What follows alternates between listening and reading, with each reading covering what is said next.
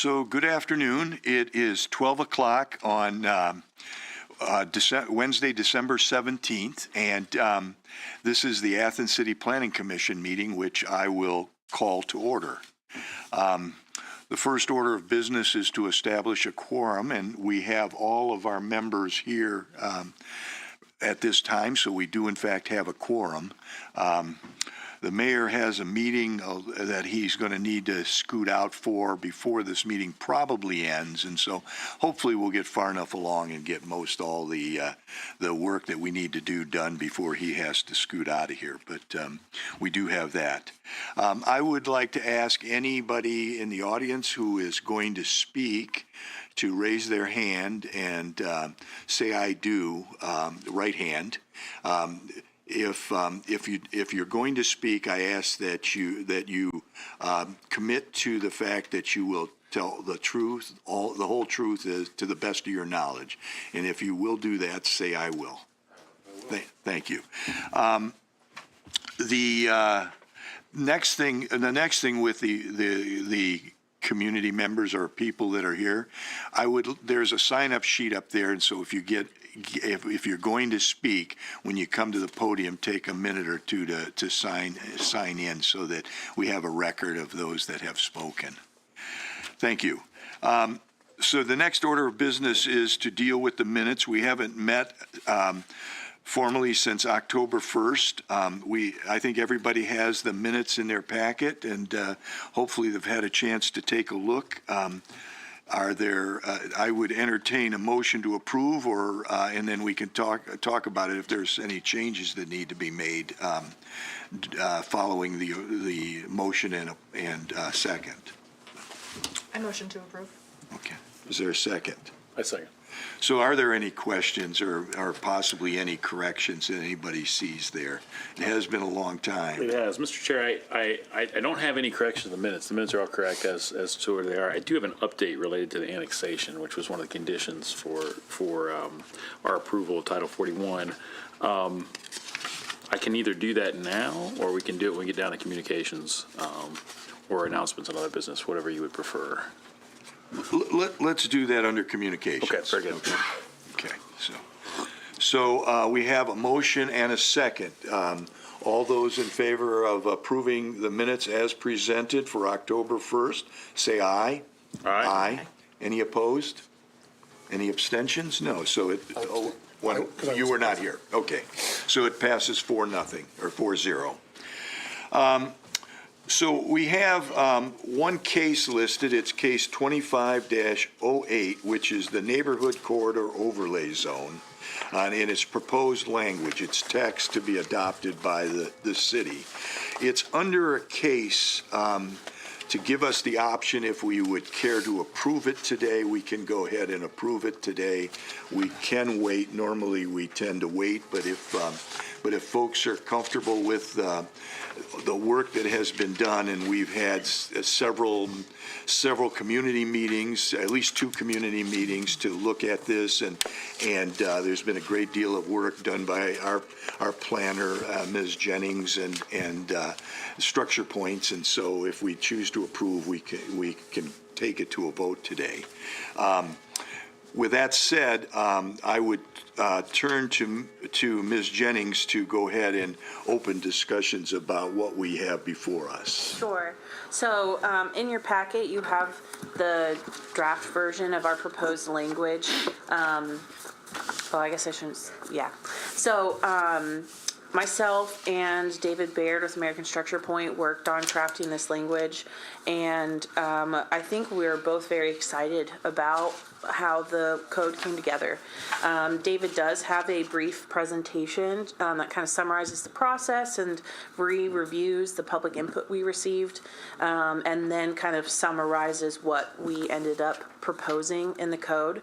And just for reference, within the larger chunk of the code, this is in Title 21, the zoning code, and within chapter, or 23, my bad, within the permitted uses section, under all of the other zones, there is a category for the overlay zones, and so we have that this proposed code within that section of code. So if you have any questions, feel free to ask myself after David's presentation, but he should cover a lot of the information. So. Great. Thank you, David. Well, thank you for having me back again. It's always a pleasure to be here. I really enjoyed walking around downtown this morning. It's just such a quaint community. What I'm going to go over is just kind of a little bit. For some of you, this may be a little bit of a review, but we always have a few new people here, so we always kind of like to set the stage a little bit with some of the intro slides. So apologize for those of you who have seen some of this already, but we want to start out with saying, okay, what is an actual overlay zone? So one of the big questions we got at first when we started this was, does that necessarily mean that it's more regulation? And the answer to that is it doesn't necessarily have to be. It can be slightly different regulation or slightly different regulations. There's no requirement that it be more or that it be less. So it just changes a little bit the scope of it. So you have a base zoning district, which every piece of property has a base zoning district that's attached to it. But an overlay district can be kind of, as it's termed, overlays these base districts and may and will change some of the requirements slightly, regardless of what the base zoning district is. With that, we tend to get a question, well, is this new? Do you currently have this? So there are two existing overlay districts, overlay zones that do exist today within the city of Athens. Those are the Uptown Historic District, aimed at historic preservation, and your wellhead protection area, which is a water quality, the purpose of that. So really some of the key reasons that we're looking at this is to improve neighborhood commercial, improve the walkability of these areas, and allow for the growth of small-scale retail service businesses. And then also just prioritizing and creating the landscape. I think the way to think of it is there are certain areas of town that were originally very similar to what you have in downtown, but over time that is kind of eroded a little bit. And so it's really a movement to try to bring that back, because a lot of these area that we're looking at, again, are places that there are many buildings that are built to the front, which you see when I say that, it's right on the sidewalk, but not all of them are. So we'll get into some of the specific requirements here in a minute, but this is an image that I've shown just to give people kind of an idea of what we're looking at. It doesn't necessarily have to be like the photo on the left where it is retail. A lot of the things we're encouraging through this is mixed-use buildings, so retail on the first floor and potentially residential on the second. So to give you just a summary of what we've done thus far, we've reviewed the city's existing code, the city's existing planning documents. We've spoken with staff. We've gone through that process. Then we had surveys and public input meetings, and then we got to where we were able to draft the overlay zone. And we held a public meeting last night, and I have a slide coming up about kind of the summary of generally what we heard. But at first I want to go through the responses that we had online, as well as the public open house. We put into a document, which is the public engagement summary report. I'm just really going to touch the surface today as to the heart of what's in this, but it is available for anyone to review. We also have what I call the hard data, which has all the comments, everything. So that's an additional item. This is the summary, and then there's the full document, I guess is a good way to put it. We had included in this, we had stakeholder sessions, which were open to anyone, but these were the people who signed up and specifically wanted to talk with us. So we did have some one-on-ones, we had social media posts, and like I said, we had the public open forum. So what we did with all of the comments is we broke them down into different categories and even subcategories from there. A lot of what we heard was very positive toward what we thought we would hear as far as what people were looking for. But generally speaking, what we heard matches what you see in the proposed regulations today. So getting into the details of the draft ordinance, some things that are important, you can read through all the language yourself, but we're just point through some of the key things here. So a lot of times an overlay district really changes some of the base zoning as far as what land uses are permitted and prohibited.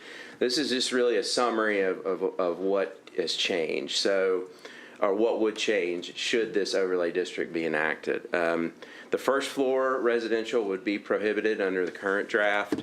And one of the concerns we had from a number of the business community was that there were multiple buildings on some of the corridors that are potentially being proposed where there's a vacant building, but yet some of the existing requirements would not allow for that vacant building to be opened up. And so that's one of the things that I heard that's just really, I think, frustrating for a lot of people in the community, is to say, hey, I had something that I felt was going to be positive for the community. There was support for it, but there was a regulation that was there. And one of those things was the distance requirements from restaurants. So we would put in there that if you're in the overlay district, there's certain distance requirements from residential, which would not which would be exempt from those in these standards. And then drive-through would also be prohibited under the current draft.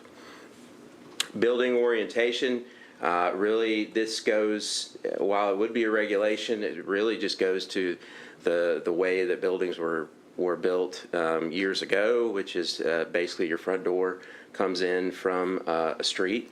So it's really just kind of making sure that that's the style of development moving forward when buildings are replaced. So parking is probably the biggest item that we've had the most conflicting views to date. I would say it's really the only issue where there's people who have very, very different views on this. And so if you go into the public engagement report, I think we had 9 people who said on these corridors they thought there needed to be less parking, and I think there were 7 who said more parking. What we found is that people who had these feelings also felt them very strongly, and it didn't matter which side they were on. So that's one thing we probably need to have a discussion here, even more in depth. But what I'm going to do right now is just to discuss what is in the current draft, so that everyone's on the same page with that. So in the current draft, if it is an existing building, that existing building would be exempt from parking requirements as it's currently drafted. This was, again, one of the biggest frustrations that we heard from the business community and from many people that were there, was that, hey, there's an existing building. Why do I have to go through these additional things to find an on-site person who can lease a property for a parking spot 3 doors down or something like that? They just felt, this has been built, it's there, why can't we utilize it? So that was the thoughts there. Now, also, what we have in the current draft, is that for new buildings, parking would be required in the back of the building, and that for new buildings, it'd be a 50% reduction on the amount. So if you take the typical parking table that you have it's across the city, if it said, for instance, that 2 parking spaces are required, it would mean if you were in the overlay district, only 1 parking place would be required. And then there are also reductions as it goes to if you are by a bus stop, or if you are willing to invest in a bus shelter, which I know is something that I believe we've had some requests from the public, is to have a little more, I would say, alternative infrastructure for bus, and a little bit nicer seating area for people who are using the transit. So that's, again, what's in the draft today. There's also bicycle parking requirements that are in it, and making it clear that that's up at the front of the building. Sidewalks, we do have a minimum 8-foot sidewalk requirement. We did have a few people that asked last night. Well, there are times where the existing is nowhere near 8 feet, and I don't know if that can physically be accommodated. In those certain circumstances, we would recommend that go to a variance process. If you found that was just continually coming to a variance process, you might want to amend that. But having said that, the ideal here would be that 8-foot width. And one of the reasons for that also is it's not, I'll talk about later. In fact, I'll just kind of skip ahead a couple of slides to outdoor dining. And so this is one of the reasons for the larger amount, is if you have outdoor dining, you still want to have space for pedestrians to pass. It's very, and I've seen this on a few occasions where cities have permitted outdoor dining, but it's so far to the curb that people almost have to go out into traffic to get around it. And so that can be problematic. So that's why we kept with the 8 standard. Let's go back here.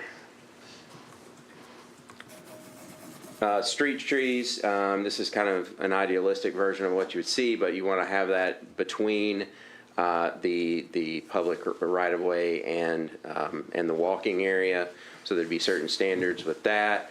One thing that would be prohibited as written today, and we would highly recommend this, is to have no pole signs within these areas. These signs are very much automobile oriented, and what we're trying to go for here is a pedestrian oriented signage. So the example you see on the left, which we refer to as a projecting sign, would be permitted, and the pole signs would be prohibited. And it's interesting to me. I've worked in communities that don't prohibit the pole sign, and over time it just becomes very obsolete. And so, because really, if it's a truly walkable environment, people aren't looking up to the pole sign. They're seeing what they're seeing right in front of them. So there's some real reasons and benefits for that. Also, there's some lighting requirements. We got a number. There are some comments in the summary about people that said, I really appreciate that the city, particularly on Stimson, has put in infrastructure, but I still don't necessarily feel all that safe walking. So that the outdoor lighting is benefits for that. We also had requirements for just basically what you could have: a recessed entry, canopy, or porch, and making sure that is ADA compliant. Window requirements, again, this is really to make the buildings mesh and fit with the older style buildings. We see a lot where in these areas that there'll be something that's new and it's out of character, and unfortunately that old kind of character that you have in these areas kind of erodes. And so that's one of the reasons for this, is to try to keep with that. We already went through the outdoor dining. Open space, something kind of unique that we have in here is this would apply for buildings that are 10,000 feet and above. So usually a good gauge for that, we had a few questions. Well, what exactly is 10,000 square feet? Your typical Walgreens is about a 10,000 square foot building. So think about that. Now, they've gotten a little bit larger over the last few years, I will say that much. But your kind of typical drugstore, chain drugstore is a kind of a good perception for people. So if it is larger than that, there would be open space requirements, and we've got those listed down, so it would kind of feel like a pocket park. That's one of the things that really kind of brings character to the area. And we have gotten questions: would this be public or private? It could be either. It just depends upon the owner of it. But it definitely is a way to create a real environment in your downtown area. So with that, one of the main questions we've got is, okay, what next steps? And the chair did an excellent job of explaining that it's on the agenda today if you wanted to adopt it. But the process here is we have the text today, and we've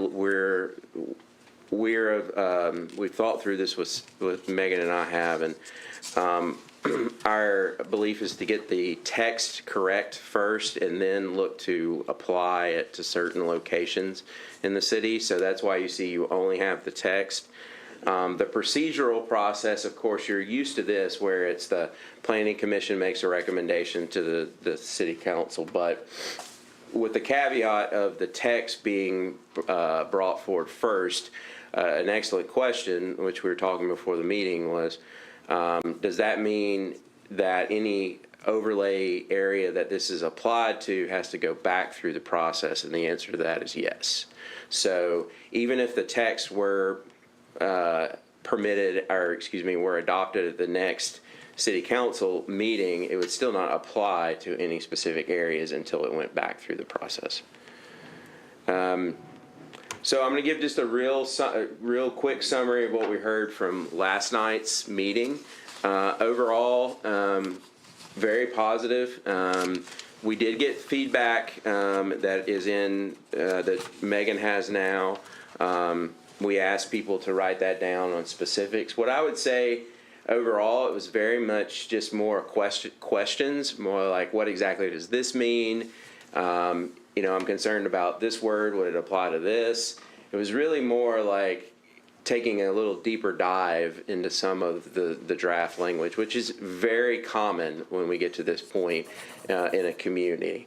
But I think I don't think I heard any negative comments. At least I didn't. I want to make sure, Megan, you didn't. But I didn't have any negative comments to me as far as the intent, the understand. That's one thing that was very different from the last meeting. We had a lot of questions. Why is this necessary? Why are we doing this? Why is this?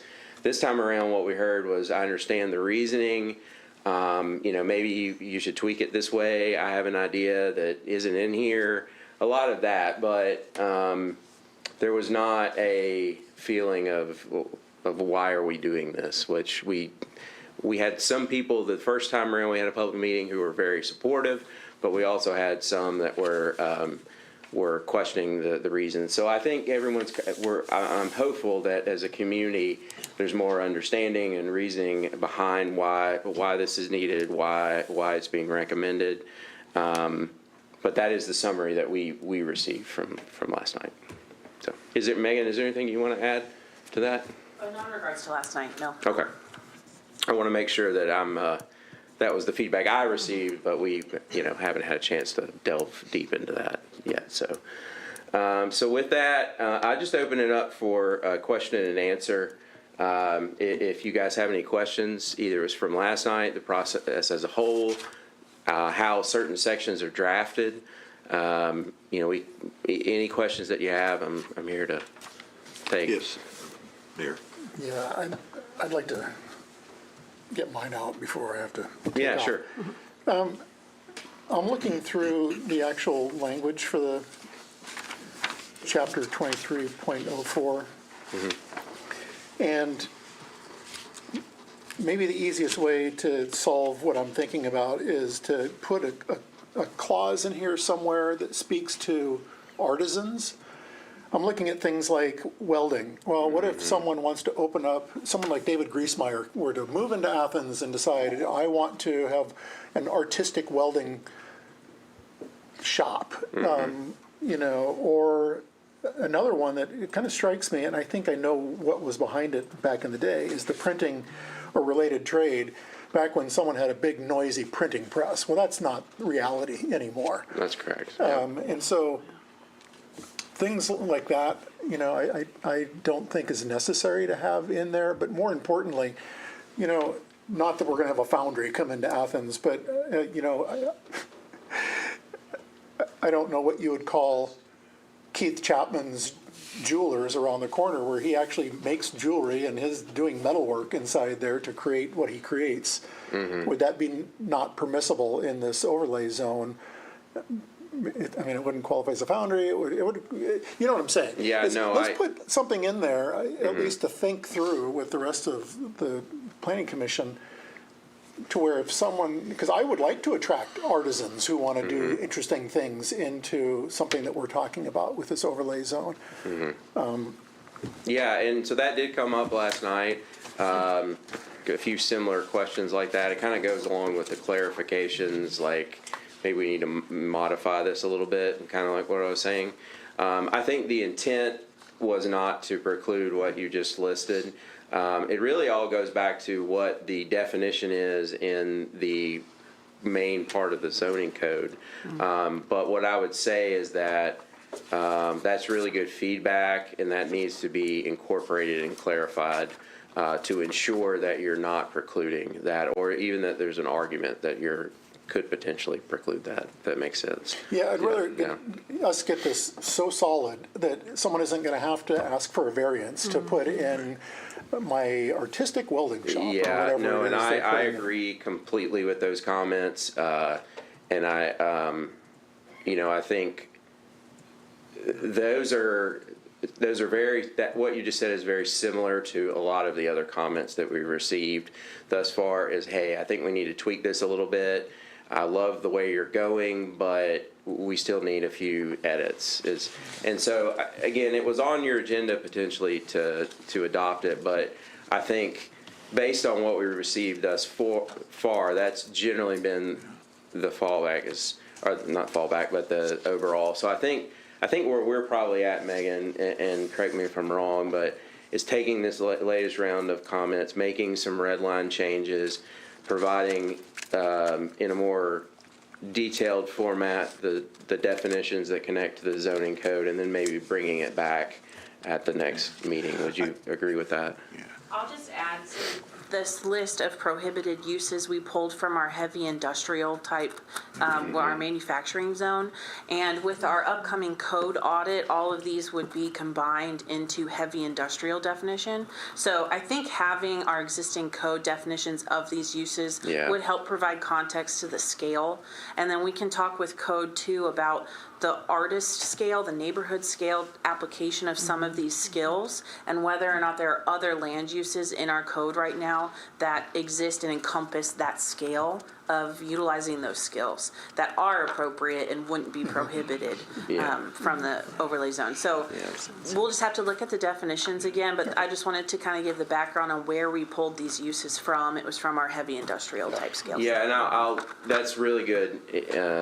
I'm glad you brought that up. So there are a few areas that we're looking at that do have some industrial zoning, and so that's the intent of this, is to make sure that more heavy industrial isn't permitted on that corridor. So I think with these kind of things, it's all down to the definitions, and so we need to take a deep dive to make sure that we're not potentially precluding something that we wouldn't. I think along the lines of what the mayor said also is that on Kern Street, just off of Stimson, there's a art glass blowing studio there that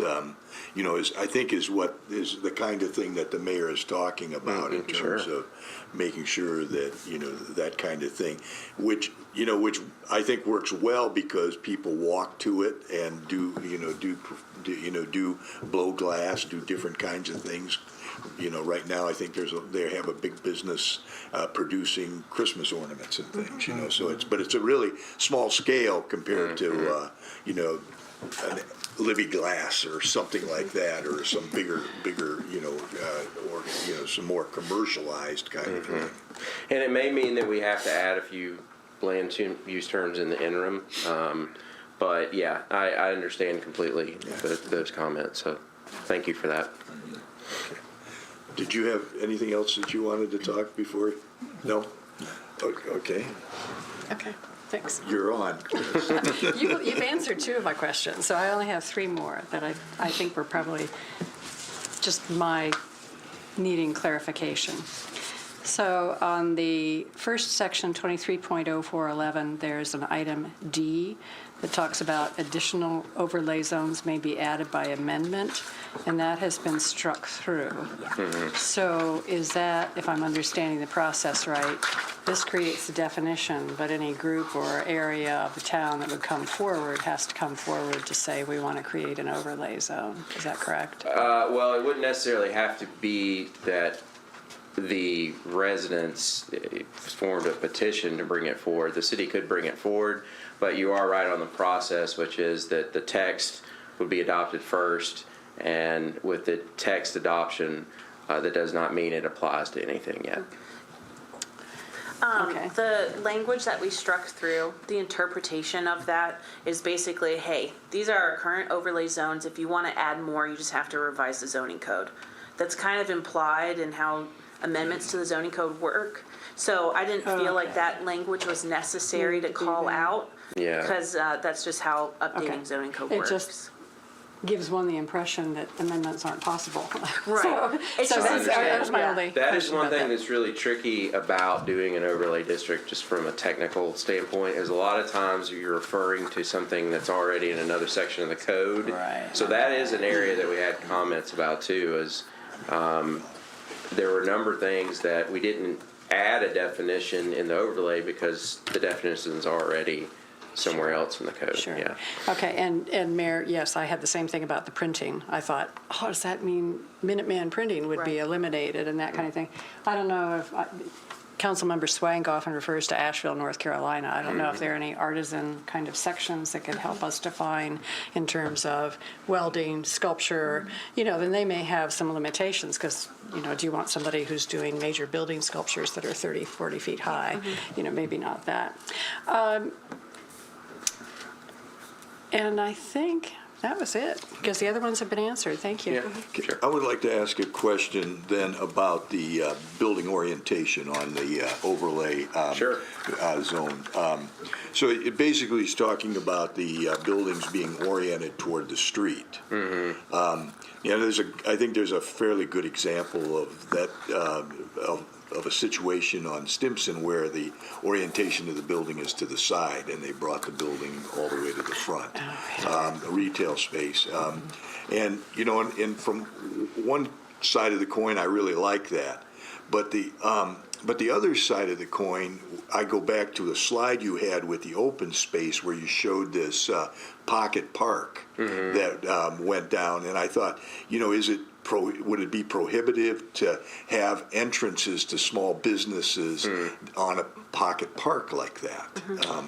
And so I just, that just, when I read that, I was wondering, if you have to go to the zoning board of appeals to try to do something more like that, where, you might have seating to sit outside and drink a cup of coffee or eat an ice cream or whatever. And so I don't know. Just a thought I had when I was reading through these things last night. Yeah, no, that's a very good point. The intent would not be to preclude that, so we might be able to say that anything that faces a public or a pocket park, a public, that would still be a public right-of-way if it were publicly deeded. Of course, if it were private, that would be different. Yeah, I think that we would still expect that building to have an entryway along the street and not have to walk into that corridor in order to get to the front door. Meanwhile, that outdoor space can have access to it. We're definitely not saying that can't be provided, and we wouldn't necessarily, in the interpretation or application of the proposed overlay zone, not allow that It orientation. just wouldn't be the primary entrance, and I think that's how we defined it. But what if you had a couple of businesses? Then, they wouldn't all have street entrances, probably.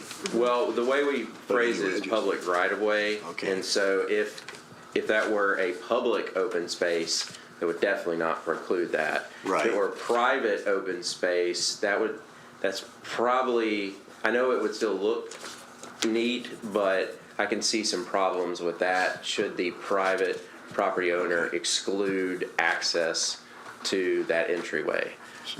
So it's kind of, I know it's a little bit different context, but we've worked with some county governments where Okay.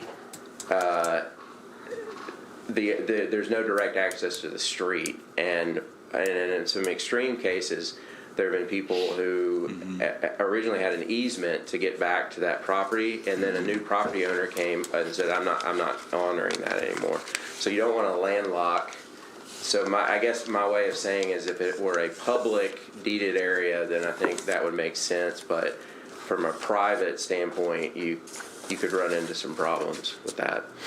So if I were a private landowner and wanted to try to do something like that, I wouldn't be prohibited from going to the Zoning Board of Appeals to try to make a case for that. And if I could solve any of the concerns the city might have, would there be any reason why I couldn't do something like that? I don't think there'd be anything that would preclude a variance process Yeah. from that, yeah. Okay. No, I don't think so. But I do think the city would want to, Okay. or my recommendation would be to make sure that access is a permanent thing, because landlocking anything, boy, in perpetuity can be very problematic. Another question I had was about how do the provisions for the tree commission apply to this? Because sometimes you can get the demand for quite a few trees. And what we're trying to do, it seems like, is increase density. And, the pictures that show trees on the street are great, but that wouldn't come close, I don't think, to meeting the demands of the Shade Tree Commission. How does that fit in with this overlay zone? It would just still be a similar problem. You just have to, I don't know, get, bank trees or whatever it would take, or is that? Do you know the number of trees required per square foot offhand? It's high. Okay. Not offhand, I want to say it's like Yeah. one tree for every 1,700 square feet or Yeah. something. I mean, it's Okay. maybe less than that. It's 1,500 and some for impermeable surface and 1,700 and some for permeable surface. Okay. I don't know the exact number, but. Well, it's just a thought. I just was thinking, again, I've just gone through a couple of, and then another thing, when I look at the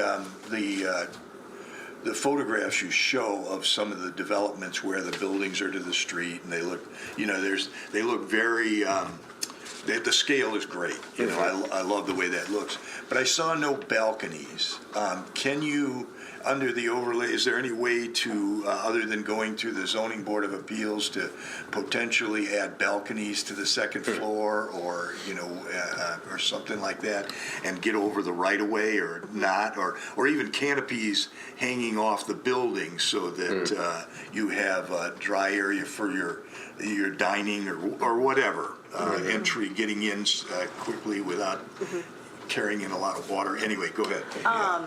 I'll say we're definitely not saying balconies can't be provided, but we do have that special use of the right-of-way issue sometimes with providing those types of projections. One thing, I guess, to think about is if there is that 8-foot sidewalk, and you may have some wiggle room in front of your business before you formally hit the right-of-way to provide those types of uses without actually crossing into the right-of-way.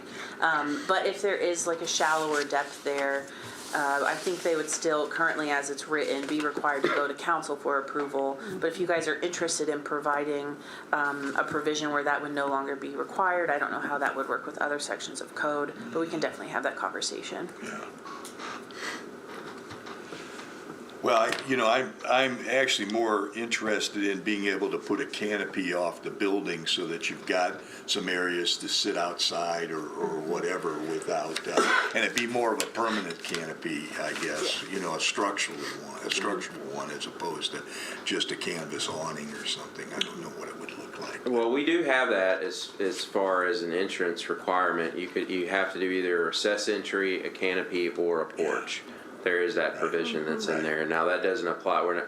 We don't currently have anything in it about balconies versus not balconies, but there is a requirement for one of the three. In new buildings. Did you have? I have thoughts on that, yeah. It's Okay, included in go my ahead. questions. Okay. But I don't want to step. Well, that's all I have. I just wanted to. So my first question, and this is for the whole team. So in section D4 B1, we specifically say residential units in the first floor of multi-floor buildings are prohibited. And some of your examples that you showed were like walk-up townhouse, street side residential, That's true. right? And so that line right there would prohibit it in any residential zone, even if the underlying zone was like an R1 or an R2 or an R3. That's correct. And that's yes. by design with what we want to do. And you know, all of us have been thinking about Stimson Avenue, right, as we have been planning this, but we all know that there are other arterials that have a similar feel in the city. I specifically think about East 8th Street, Yeah. in between Uptown and US 33, where there's R1 zone for that, you know, this could apply. But if we were to try to apply this in order to achieve some goals in some of those locations, R1 or R2s or R3s, you know, along Lancaster as a location, in order to achieve some of these other goals, this prohibits it. And that's what we want. Is that correct? Well, I think the intent was on these multi-floor dwellings that the first floor would be prohibited. But I do understand your point is if it's overlaid on an R1, Correct. then it would prohibit it. So I think that's probably not the original intent. So we would need to potentially modify. That was the original intent. Oh, do you want? Yeah. Is that? We had early conversations about the overlay zone and trying to reduce just walls of residential along our corridors and really creating opportunities for small and local business development. Okay. And so this kind of addresses that concern by prohibiting where we have kind of incompatible residentially zoned properties on neighborhood corridors, encouraging that commercial use without requiring a zone change. Interesting. Okay. Yeah. Okay, I'm just thinking about other places that we intend to apply this. And is that prohibition a barrier to getting a map adopted in another place? Because all of the uses are first floor residential, and we go, boy, this would be great to put this on the corridor, and so we immediately make everything non-conforming. Yeah, and I understand that concern definitely, and that's why I was thinking through it. I mean, I think that's potentially up for debate. I think the main thing I took away was that on these multi-floor buildings, we wouldn't want them to turn into multi-family. Absolutely. That was the main intent. But you do bring up a good point, which is that they're not so much the Stimson Avenue area, but other areas that we're thinking of that might have that R1. Yeah. And so I think that's something we should have a further And discussion it might not on. be a big deal because, you know, B3, you're already, and B2D, and B2, and B1, well, not B1, but everywhere else, residential is already not permitted on the first floor. Right. So if you're trying to apply this thing on different types of underlying zoning, you would further restrict the R1 and R2 if you were to apply there. And there may not be very many places like that. So that's just a something very I think, good point, I think you know. we should think about. Second question that I have, talking about parking specifically, a few years ago we did a change to our parking regulations that reduced parking in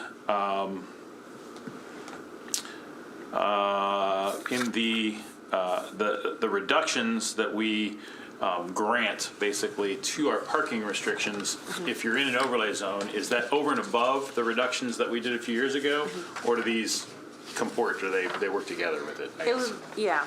So the goal of reducing the required parking within the overlay zone is to create that pedestrian-oriented corridor. And so David mentioned earlier for existing buildings that the current off-street parking requirements shall not apply. That just means that most likely those existing buildings have existing parking.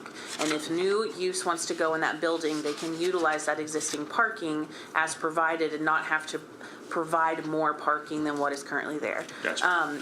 The reductions that we are including is a 50% reduction for all new construction to our current off-street parking standards. And then we are providing some additional reductions if they are in a certain distance to bus stops, 25% reduction within 500 feet of a bus stop, and then, like David mentioned earlier, an additional 25% reduction off of that previous 25% reduction if they want to upgrade that bus stop to a shelter. Gotcha. And so I looked at when we were doing this, I looked at what is in the current codified code. So as long as the new requirements are in the codified code, then my answer would be yes, we're looking at it from a reduction of what the new, even with the, Okay. as drafted today. Okay. Yeah. Okay, and along the lines, specifically under parking for new buildings, it talks about parking in the back, shall be in the back. Would we prohibit off-site parking? So you could do off-site parking to meet your parking requirements still. It's just if you're gonna put it on the site, it's not in the front or the side, it's gotta be in the back. Okay. Yeah, correct. no, that's correct. Gotcha. That's correct. And then we may need to, that may be something we add a sentence in to just, I think it would be interpreted that way, but it can't hurt to add a sentence. I mean, there's a lot of places in our denser areas where people's parking are off-site. And then the last thing I got is you already answered the question on sidewalks about if there's not enough room for the 8 feet, but the signage and the projecting signs, help me, Lance, with existing sign regulations and projecting signs. Are they permitted? They are allowed one. One, they're allowed one, and so this is a similar thing, we're just trying to encourage that in this zone. And those can go into the right-of-way, Yes, the projecting signage under the existing without a Title 49. correct. In this case, we're saying that we want to do canopies, and the canopies, to your point about balconies and canopies, and this might be something we look at, is do we want to, like, bake something into this so that you don't have to get a Title 49, special use of the right-of-way permit, if you are complying with one of these provisions that say you must have, a canopy or something else, so that you basically have an entitlement to use a portion of the right-of-way without having to go before city council. Yeah, no, I think that's we work with many jurisdictions where you don't have to go to city council to get that as long as you meet certain standards. So it's kind of a shift to that, which would say if you are applying for new building and you meet these standards, then you can be granted You're that. exempted from the Title 49 requirements, whether it be for a balcony or a sign or a canopy or what Yeah. have you, so long as you meet the things. That might be something we want to look at. Yeah, no, I think that's an excellent idea. It's a little nuanced, but it's similar. We've done that with other communities. I'll say that. Yeah. One of the reasons you do zoning and say these are the standards is so people, like, if they can meet those standards, they don't have to go through a bunch of process. Yeah, that is one of our big points, and we talked about that in the code audit. Is there things that we can definitely reduce procedurally and still get the same standards for the city? Yeah. So that's a great example of one to potentially look at. Those are all my questions, Mr. Chair. Does anybody else here on the commission have any questions? Ally, would you have any questions? Most of my questions have been answered. I do think we should give more consideration to residential units. While I do understand why residential units, where the idea is to prohibit those in this type of area, I want to be cautious about removing housing or creating a lot of non-conforming uses. Yeah. And then the idea of, we know that there are houses on Columbus Road or Stimson Avenue, those single-family homes, creating the requirement for them to put in or maintain an 8-foot sidewalk where there is currently a smaller or no sidewalk could be a burden on those folks. Sure. Okay. Yes, Ms. Jenny. I had an idea during the discussions about the prohibited use conversation. We could simply add a maximum square footage allowed for these types of uses, whereas if they're larger than that, they would then be prohibited. So that creates like a natural scale. Rather than having to define it differently or create a new land use, we could put a maximum size requirement on that. That's Yeah.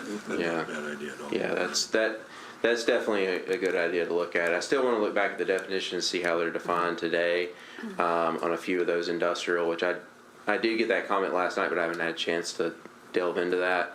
But those are kind of your two options based on what that actual definition is. I agree with Megan. It may just be that you have to have a scale with it. It says it's permitted if it's under this size, prohibitive if over.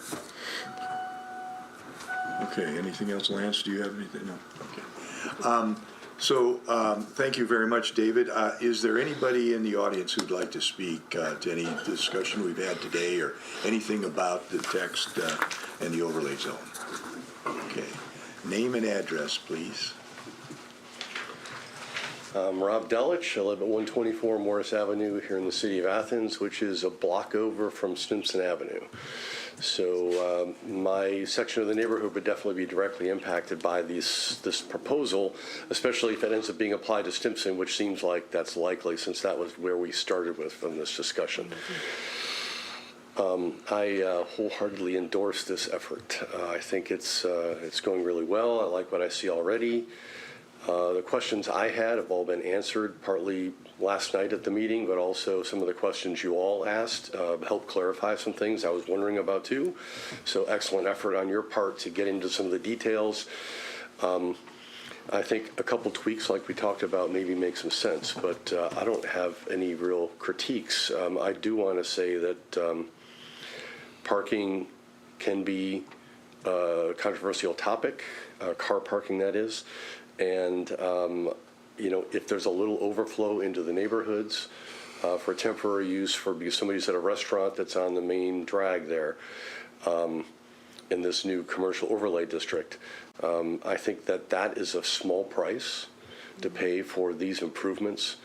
And so I'm not even really concerned about potentially some people parking on Morris Avenue, because maybe there is not a lot of parking available on Stimson, and honestly, right now there is not. But I would like to see those improved uses and uses that benefit the neighborhood. And if having some overflow parking is part of that, I think that's perfectly fine. I do like the reduction in the parking requirements that we see here. And honestly, I feel that anybody building a new building is going to be conscious of the needs of their customers, and requiring them to have parking maybe not even the right answer. Requiring them not to have too much might be the other approach, a maximum limit, in other words. But generally, I think it makes sense to let the market and the business decide what they really need for their customers, rather than imposing requirements on them to provide parking.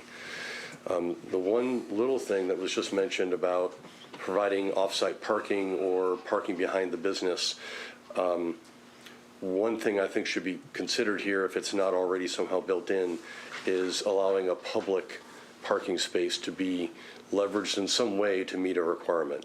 So, for example, there's been talk about the idea of maybe a centralized parking structure on Stimson or some of these other places like what we have right across the street here, probably smaller scale, obviously. But if something like that were to happen, having that as available space to meet parking requirements in some way, I think would make some sense. So if there is public parking available in quantity nearby, I think that should be okay, and maybe then parking requirements could be waived completely. So in other words, I want to take it the other direction, and even potentially even eliminate parking requirements, but certainly reducing them or making them as flexible as possible for the business would be a good idea. I think that's Thank you. my comments. Thank you very much. Okay. Any other discussion? Any other comments from the community? Okay. Well, so as I said at the beginning, it's listed as a case that we could vote on. My recommendation, and I don't know what the rest of the commission would feel, is that we ought to make some further adjustments before we actually vote on this. And so we'll just basically term this as a communication today, and then we'll take a look at it in 2 weeks again, if that works. Mr. Chair, I would ask Yes. if there's any other questions from Megan, especially from the body, that you need from a guidance perspective that probably should be asked publicly. I mean, certainly you can talk to all of us, in addition to this before the next meeting, but like if you need clarification on some of the comments, please ask. And that way because I'd like to see this passed. Yeah. Next time we meet, honestly, Right. they've done a ton of work, and I don't want to just keep pushing it down the road. I will.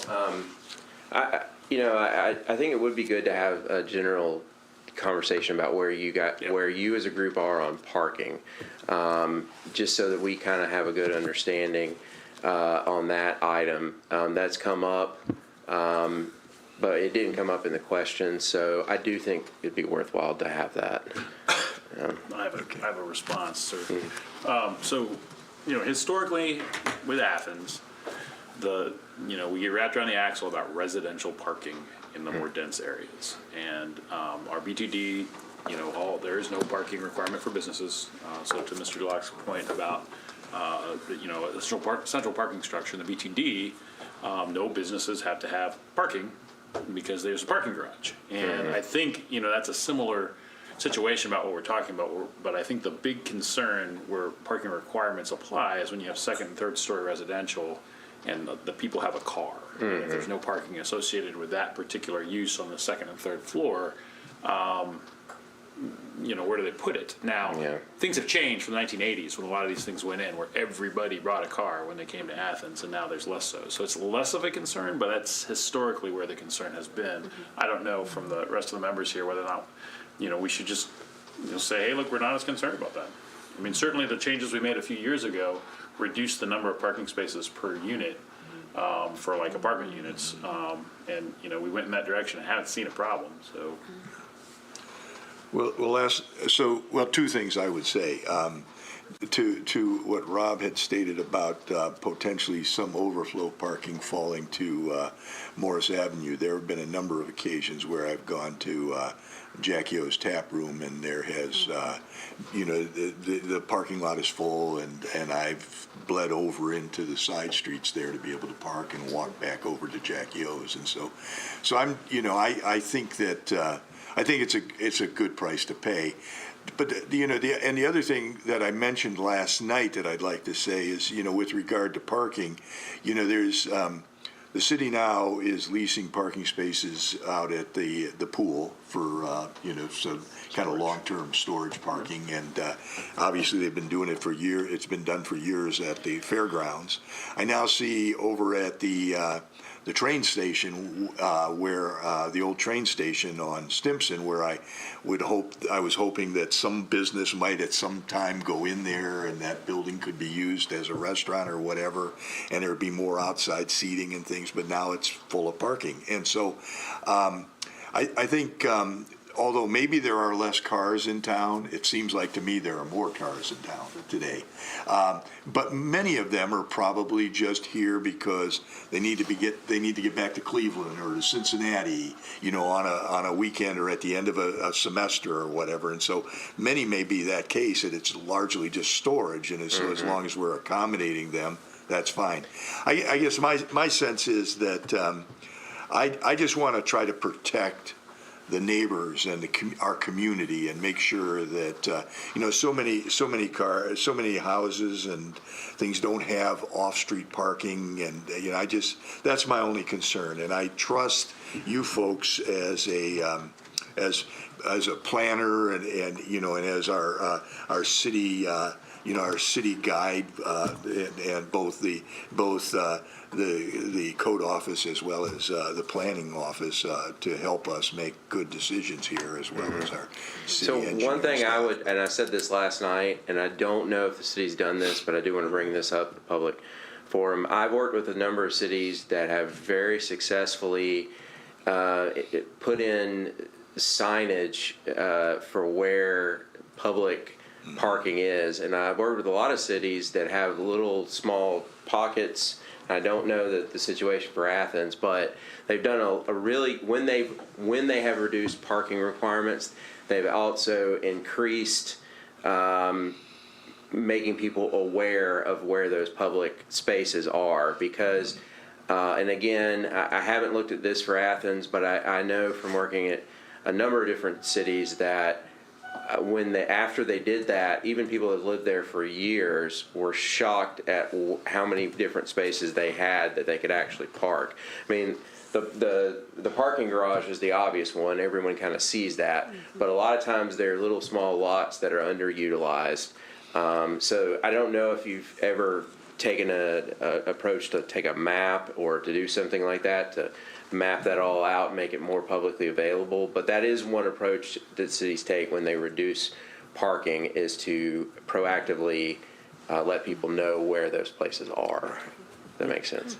One thing that's unique to Athens is our 24-hour continuous parking restriction on city streets, and so we've got a very strong enforcement mechanism to keep people from staying in one spot for more than 24 hours. I mean, it's annoying in some places, but the entire reason for it is to prohibit storage parking on residential streets. Sure. And it's worked.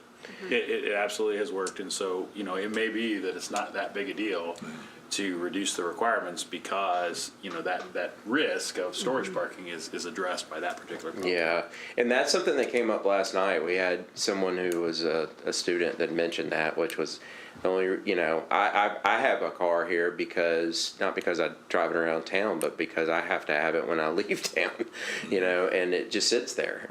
So I think there are a lot of people that are in that boat. Just to clarify, my comments were not the on-street parking, but the off-street parking locations. That it is amazing to me, and again, it's not every city, but I have seen some cities very successfully take a proactive approach to advertising where some little small pockets of public parking are that were very much underutilized, and it went well with the parking reduction. So just throw that out there as an idea. I think that, to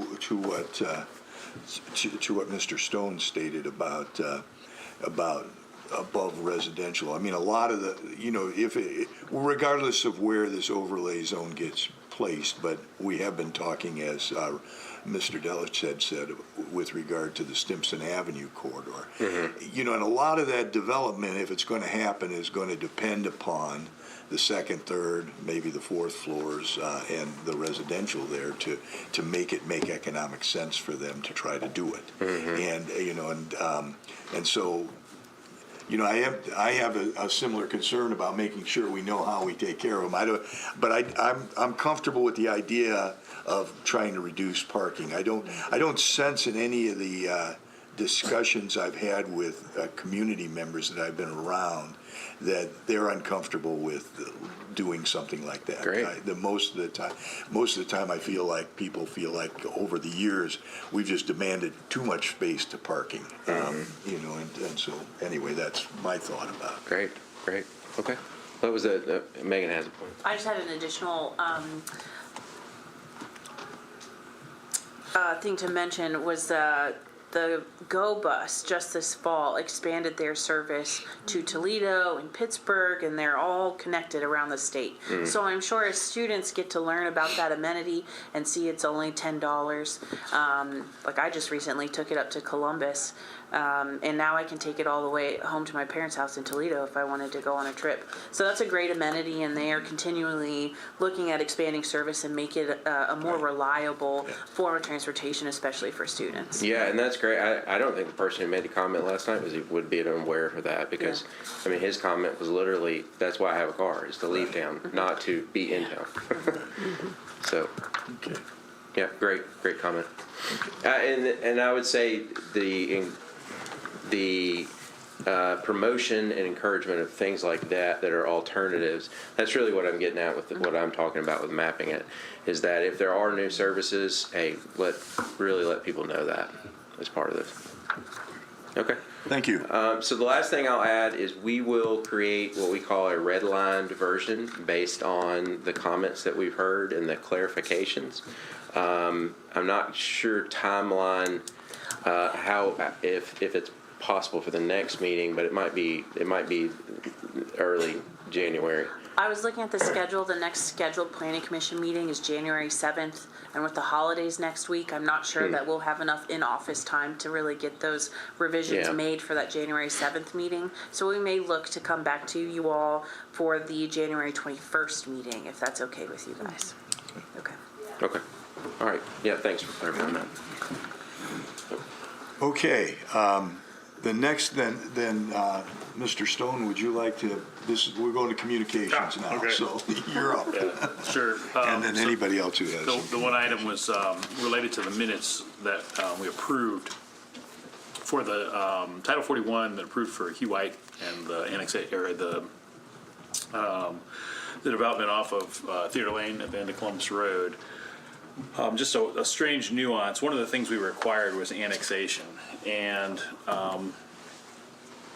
one of the considerations during that annexation proceeding, as the attorneys supporting Hugh White went to the county commissioners, is a concern about road maintenance for Theater Lane, because Theater Lane is technically a township road, and there's a really strange aspect of that, and that it's built on ODOT right-of-way. You know, it was built there as part of the original construction of the US 33 interchange at the end of Columbus Road. And so what we did as a way to get beyond that, because for all intents and purposes, all the properties there front on Theater Lane, they're all in the city.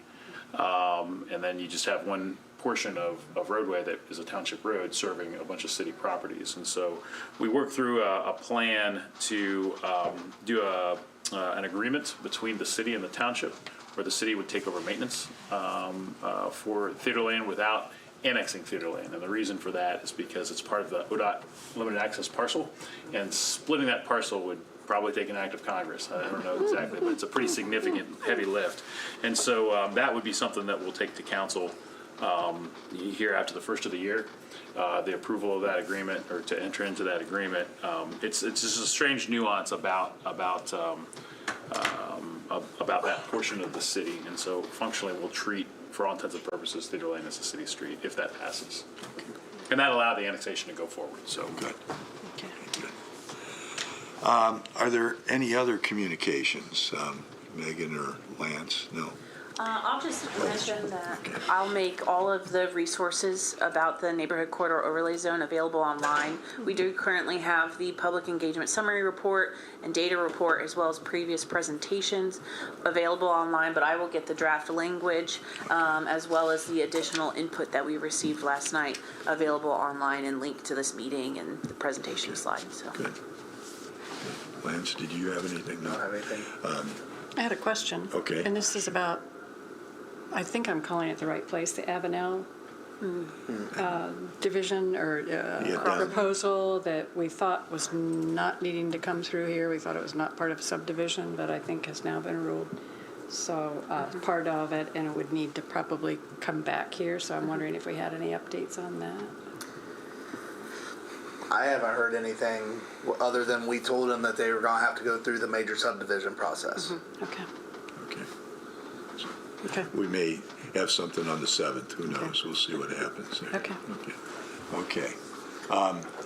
So, and so does that, also there's no reports, I would assume, because that's kind of, okay. So is there anybody in the audience who would like to speak to anything that was not on the agenda today?